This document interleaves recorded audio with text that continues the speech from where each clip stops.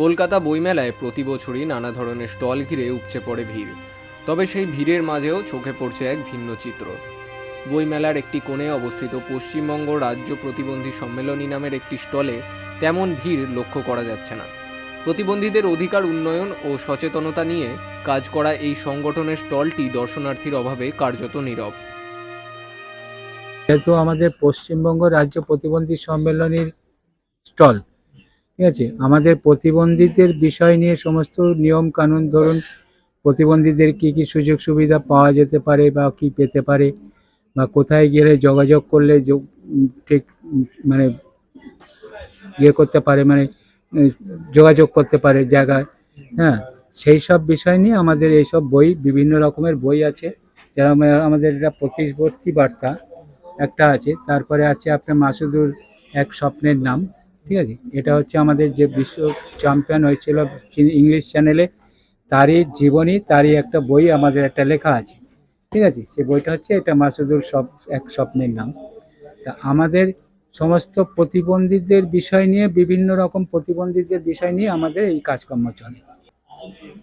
ব্যবসা বলতে আমাদের অন্য অন্য বছর থেকে এবছরে অনেক কম, ঠিক আছে, অনেক কম বলতে খুব একটা প্রতিবন্ধীদের বিষয় নিয়ে এখন কেউ মানে করে না। মানে যেরকম ধরুন আমরা একজন সুস্থ মানুষ, প্রতিবন্ধী অনেক অনেক মানুষ আছে যে প্রতিবন্ধীদের দেখলে পরে ঘৃণা পায়, ঠিক আছে, প্রতিবন্ধীদের দেখতে পারে না। এবং প্রতিবন্ধীরা যেহেতু একটা প্রতিবন্ধীর সাথে, এরাও তো একটা, ধরুন আমাদের প্রতিবন্ধী যারা মানুষ, অনেক ভালো ভালো এডুকেটেড প্রতিবন্ধী আমাদের মধ্যে আছে, কিন্তু প্রতিবন্ধীদের যে একটা সুযোগ সুবিধা বা প্রতিবন্ধীদের একটা কোনো একটা কাজকর্মের ব্যাপার, কোনো সরকারি জায়গায় বলুন বা কোনো একটা প্রাইভেট জায়গা বলুন, এটা কর্মসংস্থানের দিক থেকে আমাদের খুব কম।